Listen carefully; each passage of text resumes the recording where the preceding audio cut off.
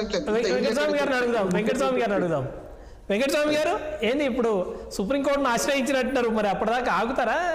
ఇవాళ నైట్ ఏమన్నా అక్కడ బిర్యానీ తినిపించే పనులు అంతా ఇప్పుడు ఇందులో ఒక మెయిన్ పాయింట్ ఏంటంటే లీగాలిటీకి నేను వెళ్ళాను, ఎందుకంటే ఇద్దరు ఎక్స్పర్ట్స్ మాట్లాడిన తర్వాత I'm also an advocate, I know the law, but I don't want to go for that one. So basically ఈ కేసు మొత్తంలో ప్రధాన అంశము అధికార దుర్వినియోగం. ఇది జరిగింది అనేది మీరు చెప్తున్న అన్ని మాటలలో, ఇద్దరు ఎక్స్పర్ట్ చెప్తున్నటువంటి మాటలలో కూడా స్పష్టంగా అధికార దుర్వినియోగం జరిగింది. అధికారంలో ఉన్నవాడికి అవగాహన కూడా ఉండాలి కదా. రామ్మోహన్ రావు గారితో నేను ఏకీభవిస్తున్నా, ప్రతిదీ ముఖ్యమంత్రి చూడడు, కానీ ప్రతిదీ మంత్రి చూడాలండి. ప్రజాస్వామ్యంలో ఆ మాత్రం అవగాహనతోటి ఒక రాష్ట్ర మంత్రి పనిచేయాల్సినటువంటి అవసరం ఉంది.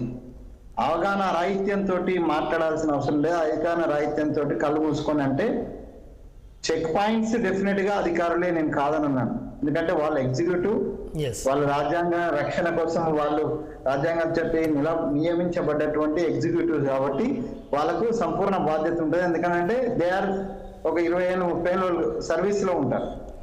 Service personality should take care of the things and political leaders parties will come and go, but వచ్చినటువంటి పొలిటికల్ లీడర్ తీసుకునే నిర్ణయంలో అధికార దుర్వినియోగం ఉండకూడదు.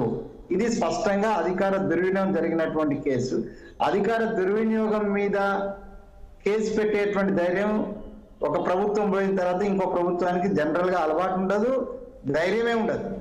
కానీ మా ప్రభుత్వమే ధైర్యం చేసిన అధికార దుర్వినియోగాన్ని కూడా, ప్రజలు ఇచ్చినటువంటి అధికారాన్ని దుర్వినియోగం చేయడము అప్రజాస్వామికం అనేటువంటి దాన్ని మేము ఎస్టాబ్లిష్ చేయదలుచుకున్నాం.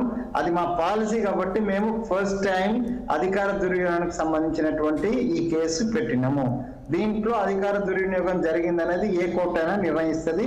అది భవిష్యత్తులో దాని యొక్క రిజల్ట్స్ వస్తాయి, అది తర్వాత అంశం. ఇక ఇప్పుడు ఆయన పోయిందెందుకు? మీరు చాలా ఉబలాటం ఎవరుకుని అనుకుంటున్నా అరెస్ట్ కావాలని. చెల్లె పోయొచ్చింది, నేను కూడా పోయేస్తే నేను కూడా ఒక రికార్డ్ చేయించవచ్చు అనేటువంటిది అన్నకు పట్టుకున్నటువంటి బాధ. సో ఆయన లొటపీస్ కేసు అన్నాడు, మరి ఎందుకు భయపడుతున్నట్టు? లొటపీస్ కేసుల మీద ఇన్ని precautions the expert of the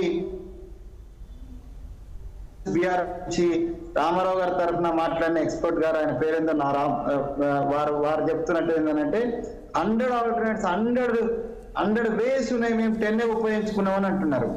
100 వేస్ ఉంటే 10 ఎందుకు ఉపయోగించుకున్నారు సార్? 100 ఇక్కడే ఉపయోగించుకొని ఇక్కడే ఆపొచ్చు కదా సార్.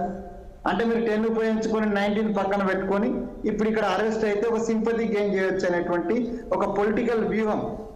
మేం పెట్టింది పొలిటికల్ వ్యూహం అని, పొలిటికల్ కక్షతో పెట్టిందని అనగానే ఈ కేసు మొత్తం రాజకీయ నాటకం ఆడుతున్నది కేటీఆర్.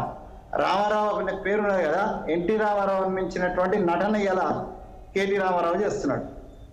ఆ తారక రామారావు ఉన్నాడు కదా, ఆయన పైన ఆయన ఉన్నాడు కదా, ఆయనను మించి ఆయన పేరు పెట్టుకున్నందుకు ఆయన పేరు సార్థకం చేసి ఇలా రాజకీయ నాటకం ఆడుతున్నారు. ఆ రాజకీయ నాటకంలో ఇవన్నీ మలుపులు తిరుగుతున్నాయి. బట్ ఒకటే మేము చెప్పేది ఏంటంటే, మేము చట్టపరంగా ఈ రాజ్యాంగం ఇచ్చినటువంటి అవకాశాలు, రాజ్యాంగం చెప్పినటువంటి నియమాల అనుగుణంగా మేము కేసు ఫైల్ చేసినాం. దాంట్లో ఏమైతుంది, క్వాష్ అవుతుందా కాదా, క్వాష్ అయిన తర్వాత ఎంక్వైరీ జరుగుతుందా, ఒకటి చాలా స్పష్టము. ప్రీమాప్రిసియా అనేటువంటిది ఒకటి ఉంటుంది కదా సార్ రామ్మోహన్ రావు గారు, ప్రాథమికమైనటువంటి ఆధారం ఉన్నప్పుడు మాత్రమే ఏ కోర్టు అయినా కూడా దాన్ని ఎంక్వైరీని కంటిన్యూ చేయమని ఉంటుంది. ఇలా ఎంక్వైరీని లేకపోతే ఇలా ఇన్వెస్టిగేషన్ కంటిన్యూ చేయమనే అర్థం ఏంటంటే, దాంట్లో ప్రాథమికమైనటువంటి కొన్ని ఆధారాలు ఉన్నాయి కాబట్టి కోర్టు స్పష్టంగా ఈ ఇన్వెస్టిగేషన్ ను సాగనివ్వాలా అని అన్నారు. సాగనివ్వాలని అర్థం ఏంటంటే, ప్రాథమికమైనటువంటి ఆరోపణలలో ప్రాథమికమైనటువంటి ఆధారాలు ఉన్నాయి కాబట్టి దాన్ని కొనసాగించిండ్రు. మీరు ఎక్స్పర్ట్స్ గా ఉండి కోర్టు ఇచ్చినటువంటి ఏదైతే ఇన్వెస్టిగేషన్ అనేది ఇది చాలా వెరీ అంటే నార్మల్ ఏదో ఇన్ఫార్మల్ గా ఇచ్చింది అనేటువంటి మాట మీరు మాట్లాడడం సరంగా కాదని రామ్మోహన్ రావు గారికి, మిగతా ఆ పెద్ద ఆయన పేరు నాకు ఐడియా లేదు, వారిద్దరికి కూడా నేను విజ్ఞప్తి చేస్తున్నా, కోర్టును ఇంత ఈజీగా తీసుకోకండి. కోర్టు ఇచ్చినటువంటి ఏదైతే అంటే క్వాష్ చేయకుండా ఆపి దాన్ని డిస్మిస్ చేయడం ఏదైతే ఉన్నదో దాన్ని చాలా ఈజీగా తీసుకుంటున్నారు. సో తీసుకోండి మీరు, అది లొటపీస్ కేసు కాబట్టి ఈజీగా తీసుకుంటున్నట్టున్నది. సరే, దానికి అది చట్టం చేయాల్సినటువంటి పనులు చేసుకుంటూ వెళ్తుంది.